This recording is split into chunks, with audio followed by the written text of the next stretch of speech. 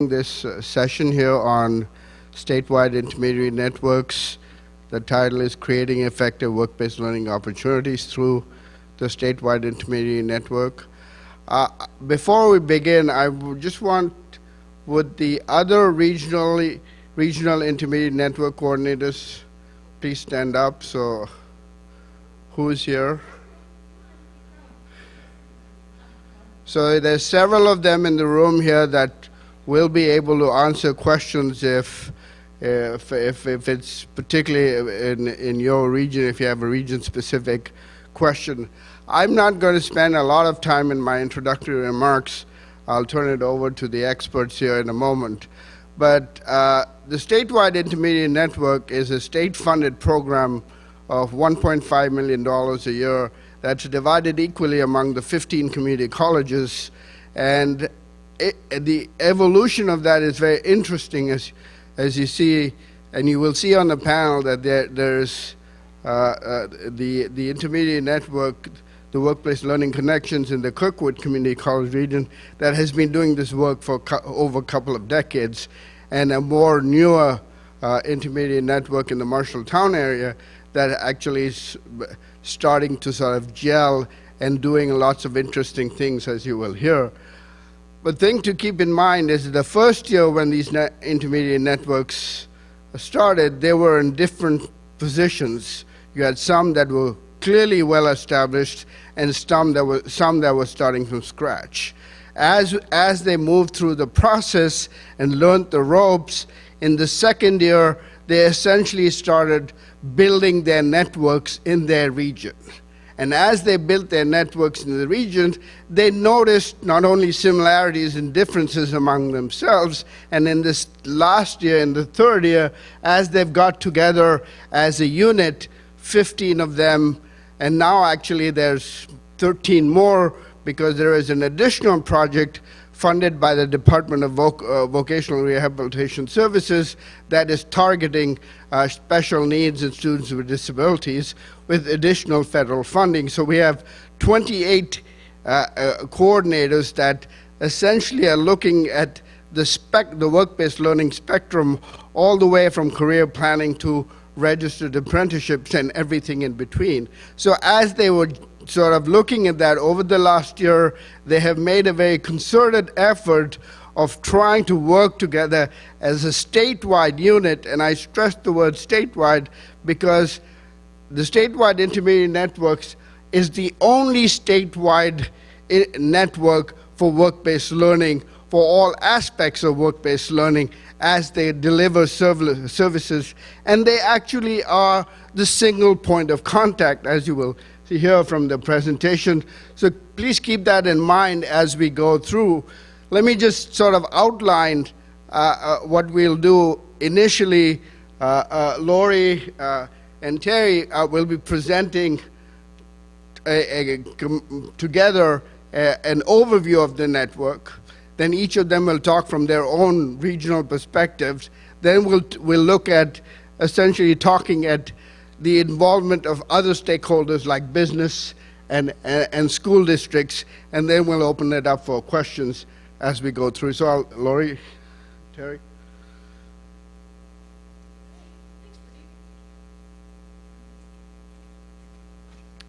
All right, well, good afternoon, everyone. As Pradeep mentioned, Terry and I are here at the beginning of our presentation to give you that broad level overview of what the intermediary network is all about, community of practice, and then we're going to talk a little bit about our programs, ours being, for just a crazy word to describe me in any way, mature, but the mature program of Workplace Learning Connection and the great work that we're doing as a Department of Kirkwood. So we're going to get rolling here with just kind of that high-level overview of why we exist. So intermediaries as a concept, as Pradeep mentioned, is a single point of contact for work-based learning. So this concept or this idea or this need's been around forever. You know, one of the issues that we're dealing with is that educators and the business community and industry want to work together, but there's a problem there in communication and communicating what those needs and demands are from the educational community to the business community. There's concerns about liability, there's concerns about relevance in the deliverables. of the programs, and there really needs to be that professional, single point of contact that can pull that all together and bring some professional delivery to those services. And that's really what intermediary work is all about.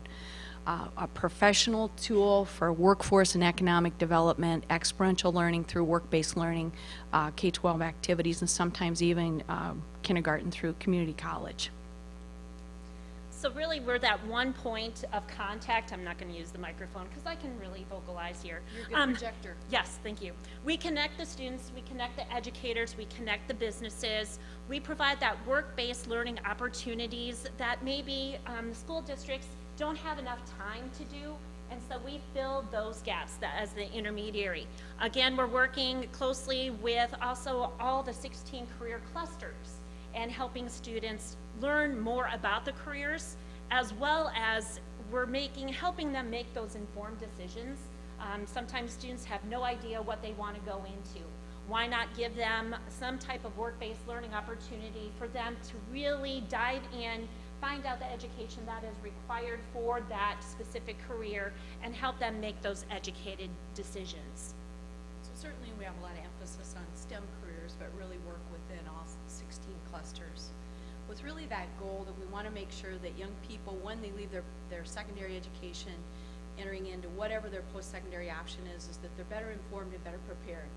All right, I'll use the mic. And then giving them opportunities to engage in at least exposure to what some of those portable certificates are. And at Kirkwood, that's through our Career Academy programs, and really always emphasizing those connections to those secondary options. So our core services that are provided through the Iowa Intermediary Network, we do job shadows, worksite tours, internships for both students, and then externships for educators, as well as other worksite experiences, such as the job shadow. This is just that snippet of students spending between 2 to 6 hours in an actual business, observing a career that they're interested in, asking those questions of employers, making those connections.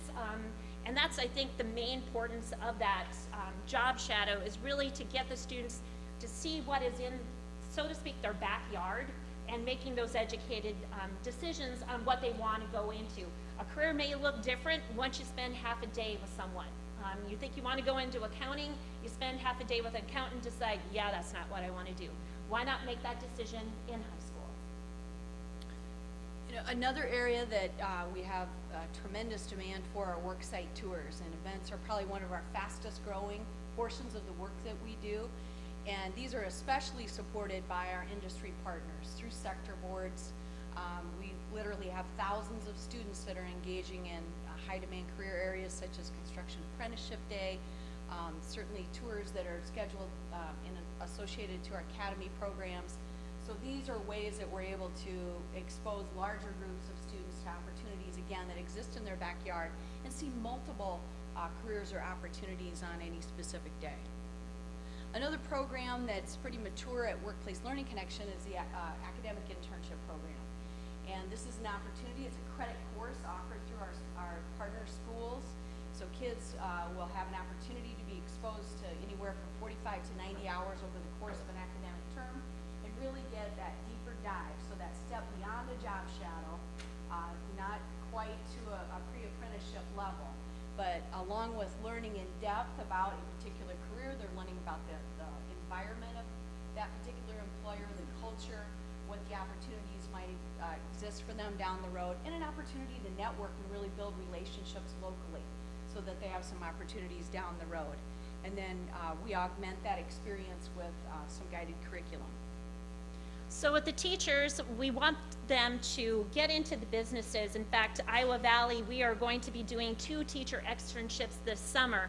An opportunity for 2 teachers to spend a week in a business, 40 hours a week, learning about what they do. Hopefully, what they're going to do is bring back that information to their students. One of the teachers is a middle school project-based learning teacher. She wants to bring some of what she learns back into her classroom to spread that on to her students. So then, again, we have the support of our STEM hubs with externship programs, and again, provide real-world experiences to those students by getting the teachers into the businesses as well, so they're better informed and can better inform their students. I'll take this one. Okay, so other on-site or different services we have: financial literacy fairs, personality and career discovery days. I think that's another, these are two huge events that all of us kind of want to bring in more students, and the career discovery days might be, you know, specific on advanced manufacturing or healthcare. So we're meeting the needs of a lot of students and giving them a broad-based information.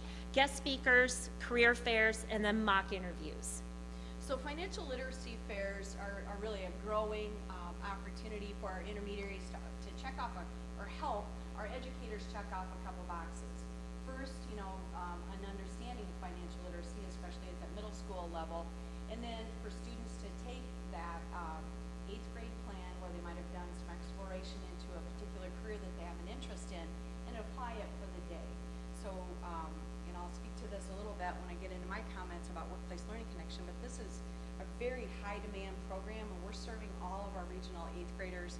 I know it's definitely a program that's growing by leaps and bounds in the intermediary network. And then career speakers, a lot of times teachers don't have the business connections, so they can reach out to us as intermediaries, and we can arrange those businesses to come in and either provide that increase in knowledge of what they do, hands-on experiences, or just kind of what we're doing, talking to the masses about what the career is, what it involves, the education that it entails. And so just those general overview of the speakers both at middle school and high school levels. Correct. Correct. Yep. Correct. Correct. Absolutely. Yeah, both from an educator or business side. Career fairs, again, you know, standard understanding of what are the educational opportunities available to students, or, you know, what are those different career paths that they can pursue in their home region. And these are, again, a great way for us to deliver a program to a larger group, and that can, you know, range anywhere from 200 to 1,000 students that could participate in a program like that. And that can be delivered either at middle school or high school level. And then with mock interviews, of course, we're stressing a chance to meet the business people. We like to get our business partners involved in the mock interviews. Not only are they might be looking for potential employees, but it's also a chance for students to learn that business etiquette, communication, face-to-face communication and not through a phone, the interview skills, the writing of the resume. So again, the mock interviews are just that advancement to learning how to, that work-based learning, getting out into the workforce. So another, as Pradeep had mentioned a little while ago, the IBRS intermediaries are a new addition to the Iowa Intermediary Network, and a great addition. So we were offered an opportunity through the network to apply for an RFP that was released last September, and we applied, and many of us were granted the opportunity to access some of those folk rehab funds. We have a dedicated staff member, in 13 of the 15 intermediaries have dedicated staff members that are serving those students with IEPs at a high school level with all these core services. So we're building great capacity and making great strides, working very closely with our local IBRS staff to augment the great work that they're doing across the state. So that's definitely a story that's unfolding right now, but we've made some really great strides in the first 6 months of that relationship. And so one of our handouts in the back, we do put together statistics of our core services, looking at the numbers that we serve in our 15 different regions. As you can see, the top 5 career clusters, again, health science, manufacturing, agriculture, arts and communication, and then STEM. Also, we pride ourselves into bringing the educators along on some of these, whether it be Worksite Tours. And so looking at our educators that we serve, 950 educators were served at FY16. That's amazing. It's educating everyone, not only the students, but also the educators. So in the back, there is a handout where you can locate your regional intermediary. We all have phone numbers, we all have email addresses. Please take one of those. If you don't know who your regional intermediary is, please reach out, introduce yourself, use us, utilize us. We are more than willing to help. If we don't know the answer to the question, we are definitely willing to help find that answer for you. And now Terry's going to talk a little bit about her program. Since mine is the young program, we received our grant in 2014. I started September of 2015, so I will be starting my 3rd year as the IB intermediary. I serve Marshall, Tama, Poweshiek, and then we also have a part-time person who services Hardin County. So we're Region 6. We have 14 different school districts with 15 high schools. Right now we're focusing a lot of our work-based learning on the high school level just because we are so new. Again, we have the full-time, part-time Hardin County, and then we do have the full-time IVRS, who I couldn't do any of what I do without that collaboration. So some of our sponsored events, like Lori mentioned, financial literacy, many of our high schools are requiring a financial literacy course as part of their graduation requirements. It just fit right in. So we're going to be offering 3 financial literacy fairs over the next year. Health occupations, career days, we offer a couple of those, as well as kids in college STEM camp and an agriculture day, which I think is a growing, when we see the students and hear from the educators what areas and from the businesses that we need more students, that seems to be kind of that building block of what kind of event can we plan. And I think we've generated a couple events just from today of things to look forward to. And then our partnered events. We could not do what we do without our partners. So I do a lot of partnering with Marshalltown Community College to bring out the Career Expo, partnering with our Unity Point Health Marshalltown, as well as McFarland Clinic. We hosted an Intro to Healthcare Careers Day. Our advanced manufacturing with Emerson. It's just amazing, all the partners, because we all want the same thing, knowledge for our students. We did, and Samuel, my business partner, will talk a little bit about our MHS sophomore tours, and then we helped with a transition fair. So, and then also the core services that we provide. So as you can see, our program is very small. So this is kind of the start. We're growing, we're building. Each year, again, adding on those extra services, coming up with new ideas and events, again, meeting the needs and demands, adding in the job shadows. That has been huge for me. I take pride in getting to know the businesses as well as the students, what they're looking for, and again, it's the partnerships. So I'm going to touch a little bit, and Samuel's going to talk a little bit more about the Marshalltown Business Education Alliance Student Partnership Program. This is a collaboration effort in the Marshalltown High School or Marshalltown School District. We have a core group of educators, counselors, area business people, as well as community college members that bring work-based learning to that one school district. When Samuel talks about it, it's one of those things that we are very proud of. We love the collaboration, and we're able to bring bigger events to this group of students. And then I'm also involved in the Poweshiek Vision. Same thing, again, providing that work-based learning knowledge based on what industry needs in that specific county area. Again, core group of educators, business people, community college representatives, all for the same goal of spreading that work-based learning for our area students. Additional partners, we all have an intermediary advisory board where we bring in education, we bring in business, and able to share our success stories and also vision. What do our area businesses see as an intermediary role? How do we move forward? Our school administration, our school champions, our counselors and teachers are amazing, and we could not do this work without their collaboration. Our area sector boards and our area businesses. Again, it is all about the partnerships, the relationships, because without that partnership, I couldn't do what I do. I rely heavily on those relationships, Granted, I do know a lot of people in our community and can, call up somebody, hey, can you host a student? But it really is the partnerships that make this program successful. So I'm going to pass it over to Lori. That's a kind of a snippet of a new program. Great. So some great strides that Iowa Valley has made in just 3 short years to really expand their program. I'm going to share with you what we've been able to do in the last 20 years as an intermediary. So really, the nexus of workplace learning connection was really started with the Cedar Rapids Chamber of Commerce Education Committee.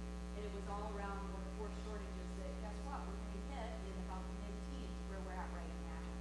And what was the area going to do to address some of those needs? So some of those early objectives are, we really need a model, before they even understood what an intermediary was. They had this framed up. We really need a model for regional work-based learning. We need that single point of contact. We need this to be able to be replicated so we can have equitable service across the region, not just in Cedar Rapids, but the entire Area 10 region. And it's got to be able to sustain itself. It can't rest on any single grant source. If it does, it's probably going to go away with that program or that grant source or that person running it. And we've got to have some data that it's actually working and making an impact. So I think our founders had some really great ideas, had 2 years of seed funding in 98 and 99 that came through late school to work funding at the federal level. And that really helped us build the system that remains today. And I'm really proud to say of many of the seed projects that were funded in 98 were the last one standing of that original funding. They're still work. So we're very proud of that as kind of a pilot program back then that really was able to stand on its own feet. So a little bit, some points of pride that we have in order to be able to live up to what some of those directives were originally to really grow this and build a system. In 2005, we were co-sponsors of some legislative framework to really build a place where future funding could lie. So along with some great support from our regional legislators in Johnson and Lynn County, we were able to help build policy framework and a funding mechanism so that those future seed monies have a place to go. So it took 5 years, but we got some seed money, which was about $30,000 for each of the community colleges to really start to research this. That was 7 years ago. In 2011, we, as an organization, became a full department of Kirkwood Community College. Before that, we were a separate 501(c) under Grant Wood and an organization called the Woods Quality Center. So we existed as a separate entity. Kirkwood's always been our fiscal agent, always been a Kirkwood employee. But that was a big year for us to kind of move into a new realm of resource development as well. 2013, as Pradeep mentioned, with a lot of support from our area legislators, we were able to secure that $1.5 million through the Skilled Worker Job Creation Fund, and still remaining funded through that today.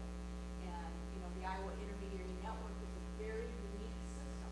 These systems don't exist in other parts of the country. We're very proud of the community practice that we've built and continue to grow and learn from our new intermediaries as they've learned from some of the things that we've done well and some of the things that we've stumbled on over the years. So equitable service delivery plan, again, was one of those early building blocks, and we do that throughout our region. We work with 96 schools at 35 public, private, and parochial districts in Area 10, serving at this point grades 6 through 12 through a variety of work-based learning opportunities, and Terry and I talked about many of those earlier. So really, we can't do any of this, again, without those key relationships in the region. Certainly, having Nick and Cheryl with me today to talk a little bit about the school relationships and the business relationships really will go a long way to demonstrate the success of that. But really, what we've built and what we've been able to utilize in the relationships with regional economic development, regional chambers, they're our BFFs. We go to them constantly to help build new relationships and make sure we're taking care of the existing ones. We work very closely as a department with the career academies. So these are our dual credit courses that we offer through our regional centers and through our centers at Kirkwood, where about 4,500 regional students are able to take dual credit courses. We serve those students' work-based learning needs and work very closely with those instructors and coordinators. Certainly another real advantage of Workplace Learning Connection is the technology partners that we've been able to develop. And we've developed a proprietary database system that's really allowed us to expand and do the work and really be able to scratch the surface of serving 30,000 students a year. So when you look at where our younger intermediaries are, a mature intermediary, where it can be in a relatively short period of time serving a significant portion of the students in our area. And of course, our industry sector boards. We sit on a subcommittee of each of those when it comes to pipeline development, and we really are the go-to organization when those industries want to engage in middle school and high school work-based learning programming. Certainly our regional school districts, and again, our wonderful partners that we have in the region that we could not do what we do without their great support. So this year, just pulled these numbers yesterday, we're just over 28,000 students served. And really, the majority of that is through our career events. So those larger scale events where we're able to address multiple career pathways, multiple opportunities within those pathways, and bring those services either to the school's core staff or bring the kids out into the field to engage with that. And we're pretty proud of that. But I think the piece that I'm most proud of this is we had nearly, we're scratching right at 1,000 businesses and multiple individuals within those businesses over the 7-county area that are just great supporters of the work that we do every day. Economic development folks, like your friend next to you, care about a couple of these data points and a couple that I want to point out. We measure everything that we do at Workplace Learning Connection. And of the 3,000 kids that did job shadows this year, we had, just under 800 kids that answered our survey, which is pretty decent. So 89% of those kids said that they've got a stronger awareness of what's happening in their own backyard. And with that comes an awareness that, hey, you're invited to this party. This is a great opportunity for you once you complete your secondary ed, your post-secondary training, to live and work and become part of our community. And we're influencing decisions to live and work in Iowa. And that's, something that we heard with our, the governor mentioning our young lady from Big North. We want young people to be influenced by these things that we do and make a decision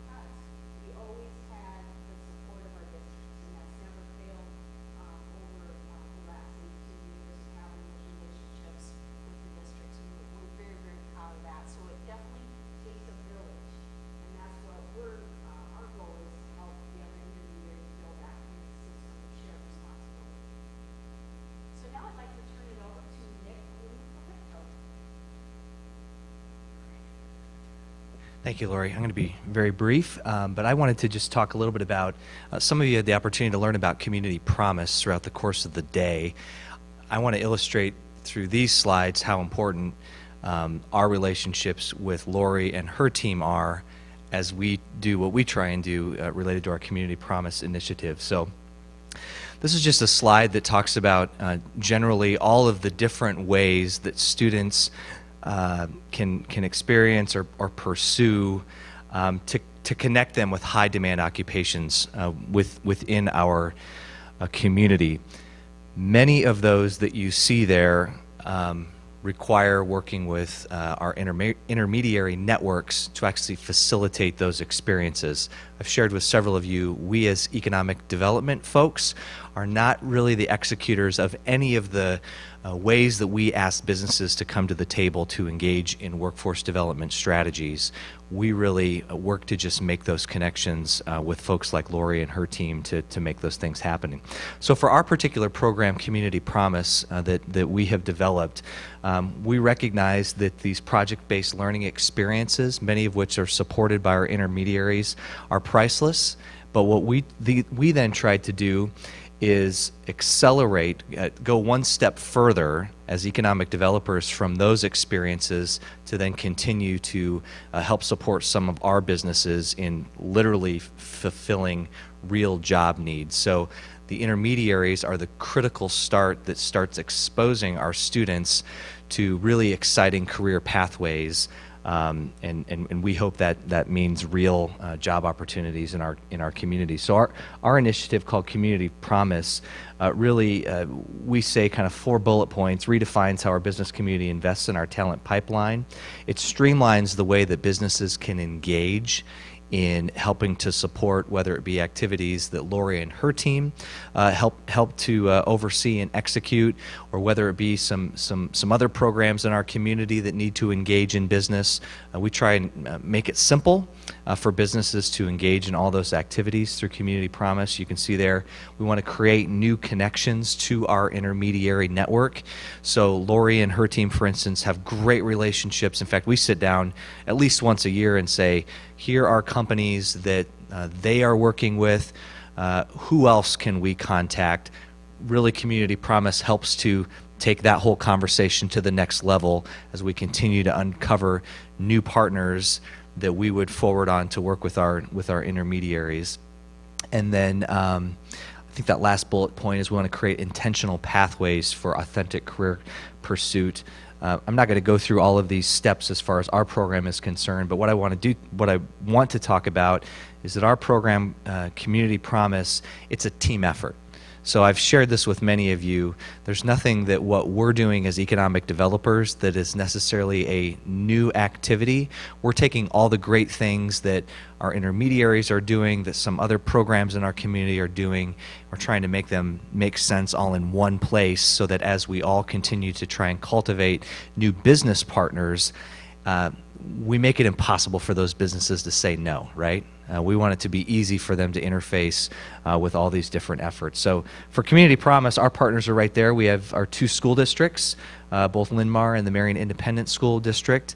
Of course, we have our organization, Marion Economic Development Corporation, Lori's organization, Workplace Learning Connection, and then a new program for us that's expanded in our community is called Iowa Big. They're a project-based learning program that many of you have maybe had the opportunity to learn about maybe here in past years, and has been really growing rapidly within our region.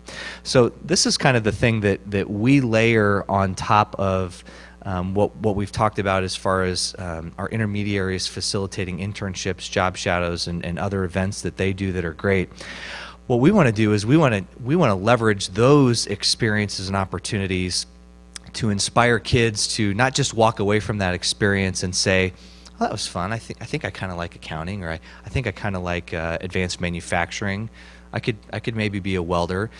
We're trying to go one step further as economic developers and say, specifically, here's what that career could look like if that experience really sparked something within you here's what that career could look like. So as economic developers through Community Promise, we are building right now a database of what we call job profiles. So we're working with our business partners as economic developers to basically ask companies to go through and think about what jobs do you know that you will need over the next 2 years. High demand jobs that they know are going to be difficult to fulfill. We then have developed a database of these jobs, are continuing to build that. I'm going to back up one slide. You can see that we mirror all of the same career clusters that everyone else is aligned with. So we then organize these jobs. For instance, these are all the jobs that we have listed within applied science, technology, engineering, manufacturing.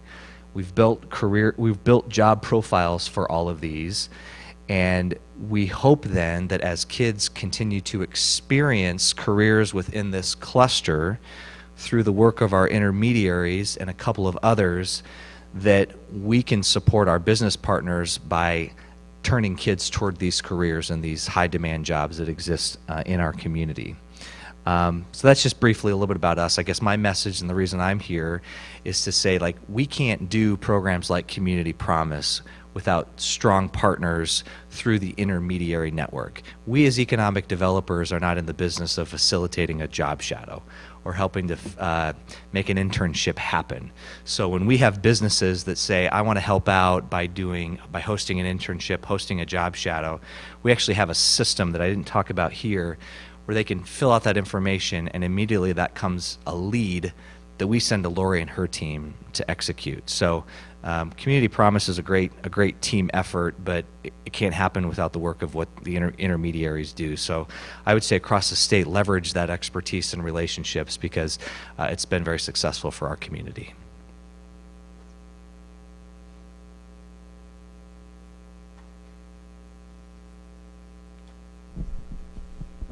Hello.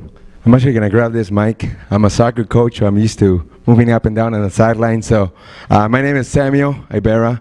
I work at Emerson in the Human Resources Department, and then I'm also a member of the MBA Committee, which stands for Marshalltown Business Education Alliance. Along with Terry and Val, we, about 2 years ago, we got invited into this committee. Our mission is to provide students with career exploration activities from 7th grade to 12th grade level. So we're going into our 3rd year.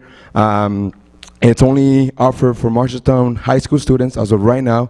And then some of the things that we have provided is freshmen. Last year we did a career panel. We invited over 35 different employers, and they spoke to the whole freshman class. So we divided them into 14 different career clusters, and then we did an assessment, and then they got to go to 3 of them. We had from construction company owners to a lawyer, to a doctor, to anything that you can think of. We had it at the school. That was the freshman year. This year we actually went and we took all the sophomore class into tours. We took them into 22 different tours along Marshall County. We went into a farm, we went into a courtroom, we went also into Emerson, the business side of Emerson, and the manufacturing side of Emerson.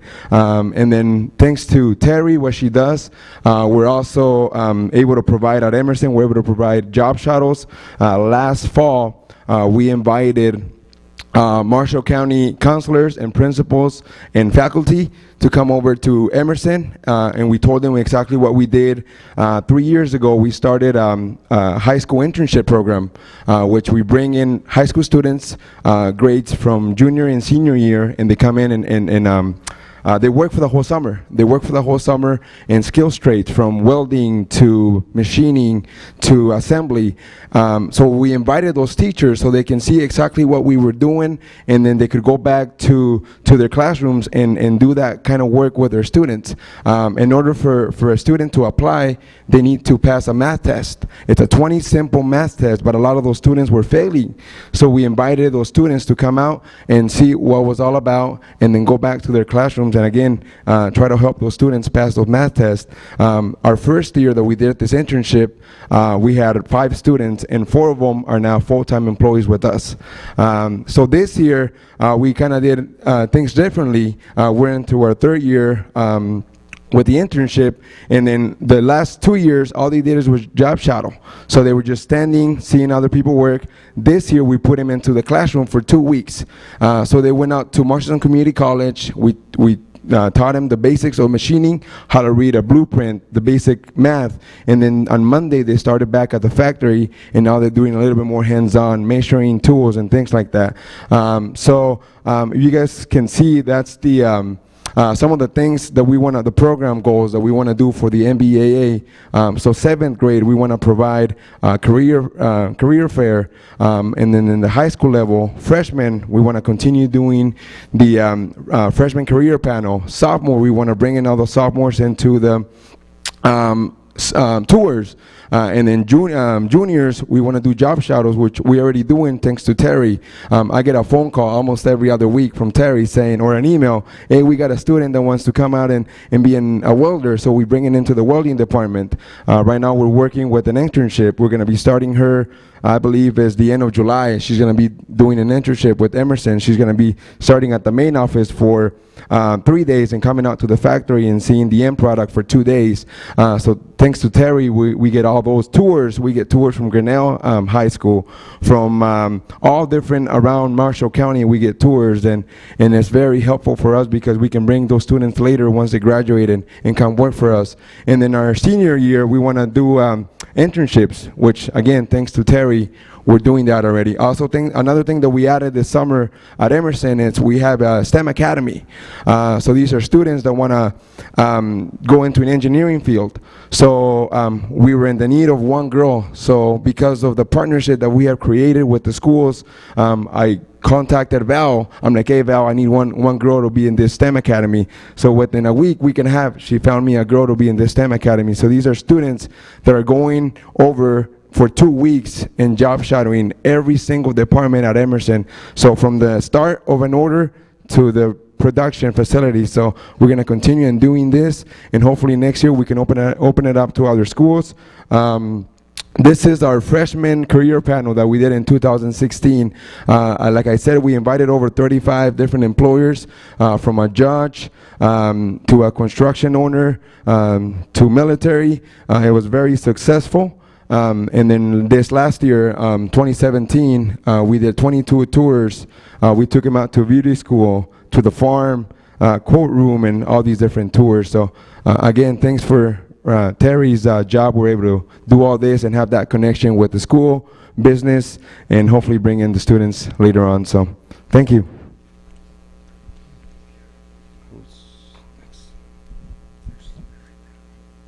Now we're going to hear a little bit from Cheryl Klein at Lamar High School. I'm going to stand at the podium.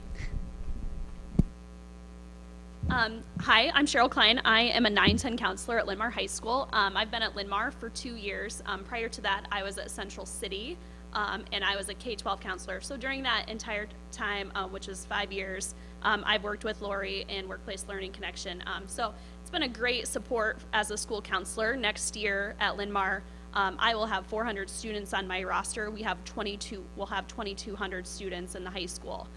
So one of the unique things about Lamar is that we have a college and career center that allows us to have a space to provide career speakers and career information and college information for all of our students, 9-12. So one of the things that we do with Workplace Learning Connection is we provide career speakers that Workplace Learning Connection sets up for us. So we let them know times, and students are able to come in and hear from those career speakers. So we've set up 6 for next year already.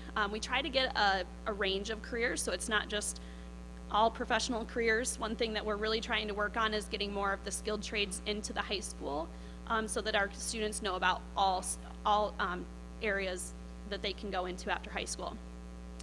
This year we also started doing more of the career tours. I've been working with our CTE teachers to sign students up to go on those career tours. So we were able to go on an advanced manufacturing tour this year. I believe we had about 23 students go on that. And then we took 43 students to the apprenticeship career fair which was an eye-opening experience for some of my students. So we took 2 metals classes to that career fair, and they were juniors and seniors. So we had some seniors who were in the 2nd semester of their senior year, and they were planning, a lot of those students are planning on I'm just gonna go do a construction job. I'm just gonna go continue whatever high school job I'm working on right now. And one of the things that we heard from one of our seniors was, well, now I don't just have to go find some random job. Now I know what I'm gonna do. And so he was planning on applying for an apprenticeship after graduation after going on that career fair. So that was an awesome thing to hear from our students. We had some freshmen and sophomores also on that tour, so they can start thinking about what might I want to do. We also had some girls on the tour, which was awesome to see because they got to think about another option for themselves. So hopefully we can continue doing that and continue getting more people on board with that. So our administration is extremely supportive. Anytime I'm in front of the board or in front of an administrator and we're talking about career information, we always talk about workplace learning connection and how supportive they are. We really could not get students into as many job shadows and internships as we do without their support. So I think last year we had around 270 job shadows, which is mostly 10th through 12th graders, and then we had 36 internships. And 9 of those were paid internships through Rockwell Collins.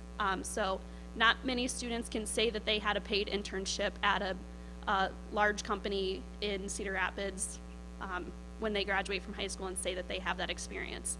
Another huge support is our local hospitals and the internships they provide for students interested in nursing and other health careers. It really gives students a good background and some idea of what that career might actually look like when they get out into the workforce. So it's a wonderful opportunity for our students, and it's an invaluable service. So $5 a student really is not a lot when we get so much from them. So. I'm going to introduce Valerie Morrison. Valerie is a Marshalltown High School counselor and kind of share her story and our story about working with those Marshalltown High School students. All right, so last year was my first year at Marshawn High School, but I was at a middle school for 8 years previous to that. So as a counselor, I guess I kind of want to talk about our role in a lot of our state initiatives that we have to cover as, educators and in our schools, including, our ICAP initiative, which means all of our students need to have an individual and academic career plan. This starts in 8th grade. So I have a lot of experience with the ICAP initiative. We also have our STEM careers and our CTE programming. So our district focuses a lot on our CTE programming. A lot of this is because we want to get our students back into the community. We have a lot of students who need the trade skills and need the experience. We come from a very, very diverse population, low income community. So bringing back to our community is really important for us. Making sure that our students are college and career ready is also a big initiative of our district and of our state. So without Terry and the partnership we have with our intermediary and our business alliance, this allows us an opportunity to put our students on job shadowing, and the job tours that we did for a sophomore group was extremely beneficial. We made it a requirement for all of our students in 10th grade this year to go on a job tour. And this was part of our career, our ICAP with our school district, that we need to provide career and college planning for our students. So part of that requirement, and I wanted to share one story about we had a group of students who signed up on the agriculture tour. Now, we clumped our agriculture tour with our veterinarian students as well. We had a couple students who were on the veterinarian side. So let me give actually a little more feedback. We surveyed all of our students before we sent them on tours. So we wanted this to be meaningful for them. So we surveyed all of our students, we worked with our students, and we intentionally put them on tours based off of their skills and what their interests were. So that is how we determined where every student went for a tour. We were on the agriculture tour, and we went to a dairy farm. So we were on a dairy farm with And I had a couple students in the back of the tour that just were not engaged, and I kind of approached them and said, hey, what is going on? You don't seem like you're really enjoying this. And they said, well, we want to be veterinarians. We don't want to be farmers. And I said, really? Do you know that Iowa State, their veterinarian program, I said, do you know that they send their veterinarian students out here, and this is what you'll be doing? You'll be coming out here and experiencing this, working with livestock. That's all part of the veterinarian program. They all kind of looked at me and said, well, no, we didn't know that. And I said, yeah, well, I said, livestock is part of a veterinary, something you might do. And it just kind of opened their eyes. And when they got done, they said, oh, that was really cool. And they got to see the baby calves. And I mean, it really was an eye-opening experience for them.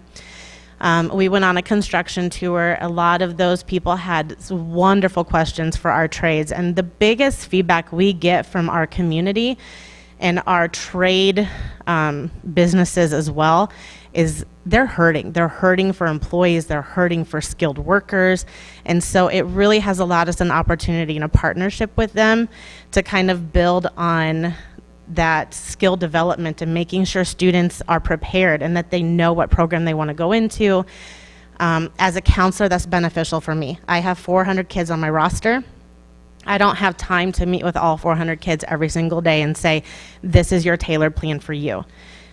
Through the partnership we have, it allows us to do those job shadows. It allows us to connect them with these job tours, having the businesses come in. So hopefully we're tailoring their education more on a plan and on a program specific field for them. And again, with having each one of us, there's 4 of us in my district, we each have 400 kids on our roster, and we would not, the intermediary is our tool. That is my tool to say when someone comes in. I had a student come in 2 weeks before school was out and say, I want to do some college classes next year at MCC. And we spent a lot of time determining what college classes he wanted to do. He had no clue.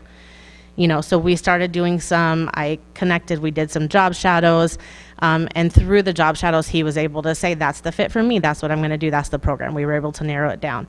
But again, without having the tools and the person to go to say, okay, Terry, I have a student, I need you to job shadow them. I don't have the time to set up all of those. So it really is the key and the important connection for us to be able to make those things happen and make those connections. And it does make a full circle back into the community.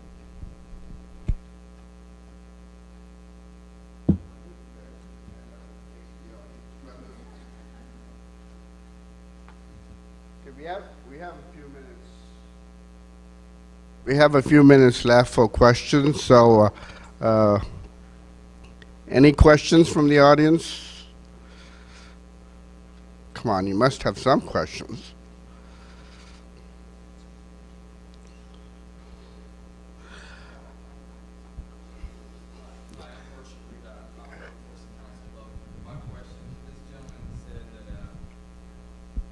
Test one. This gentleman said that he had 4 people that got hired, and I think that's amazing. I'd like to know, is there a percentage with the program of people that gotten hired since the program's been evolved? Well, we're in our 3rd year. Yeah. And then that year was actually lucky for them because we were able to get them in right after the internship. In order for them to work in our facility, they have to go through a 7-week training program at the Marshawn Community College. So we were able to get them in right into the program right after the internship. So that's the reason why these 4 kids were able to come in right after the internship. Last year, every single kid that we interview, because we have to go through an interview process, every single kid that we interview say the same thing: I want to be full-time with you guys. I want to be full-time with you guys. At that time, we didn't have the employment, so we told them, go to school, go to MCC, and then once you get your skills straight, welding or anything else, come back and work for us. Last December, I got an email from one of the kids. He's like, hey, I got my welding certificate. Now he's a full-time with us. This year, we're going into a different program, so we're putting them into the class first and then coming in and working at the factory. So hopefully by the end of the fall, we're going to be able to have another program with MCC, and they can come in and be full-time employees. But yeah. Thank you. We survey students at the end of the internship program at the end of each term, and we range anywhere from 33 to 39% of our students in the academic internship program, mind you, these are unpaid academic internship, are offered opportunities to continue in a like a co-op or a paid position. So that is just a self-assessment, and that's something that's mandatory as kids exit that program. So we know in the work that we're doing with Nick's group at Medco and the Community Promise that those numbers are just going to grow because those opportunities are already a promised, portion of what Community Promise is all about. Answer that question too. Being a new program, we do not offer internships just yet, but a student of mine in Grinnell wants to go into pharmacy, and so she had a job shadow in the Grinnell Hy-Vee pharmacy, and after that job shadow, they saw her interest and hired her part-time, and they're paying for her pharmacy tech, and they're also going to help her land a job at a Des Moines facility as she goes to Drake to pursue her degree. So those success stories I love to share, because I think it is those successes that just make our job a lot easier, and we're just knowing what we're doing and helping these students and seeing that businesses take that initiative to show that they care also for the community is amazing. And then also those Emerson offers 100% tuition reimbursement. So out of those 4 students that were hired from the first interns, 2 of them are going to school right now and they want to get a business degree. So that's something that I'm really proud of, and hopefully we can continue on doing.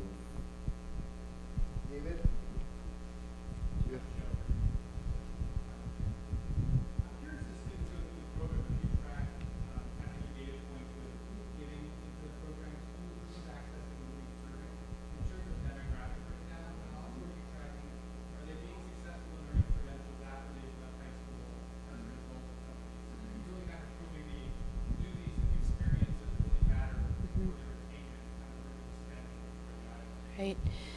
We do track just ethnicity, IEP or 504 status, gender, that type of demographic information. But as far as long-term longitudinal studies as to what they do after they, leave, no, we do not. And it's something we have great interest in doing, and it's a matter of capacity and funding. That's something that as a school counselor I can do a little bit easier than her. So one of the things that I'm interested in seeing, and something that I haven't looked at before, is knowing the number of free and reduced lunch students who are taking advantage of those work-based learning opportunities. And then also through clearinghouse data, now I can see what students are continuing on into a post-secondary program and what ones are finishing. So we just got that this last year, so that's something that we continue to work on and look at different ways of how we can use our data. Other questions? This is the first time I've heard about intermediaries, so forgive me if it's a stupid question. You keep saying high school. Do I teach English language learners who are within the K-12 system because they are basic skills proficient? So they are adult immigrants and refugees. Our program is charged with serving K-12, so that's what we're equipped to serve. But I think it may be a question for, and I'm sorry, where's your program? Okay, community college.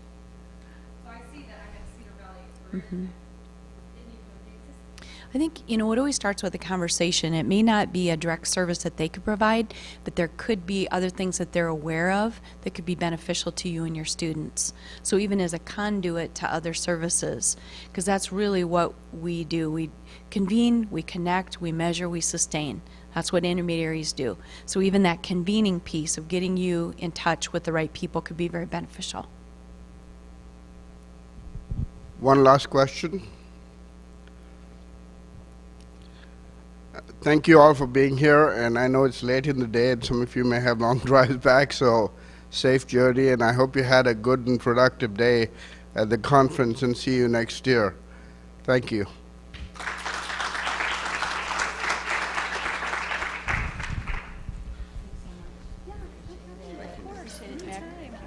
Thanks a ton. Thank you for Dee. We will, meet again. Yeah, it was fantastic. I had no idea about this either. I would love to reach out to you guys. Thanks, Laurie. Sure.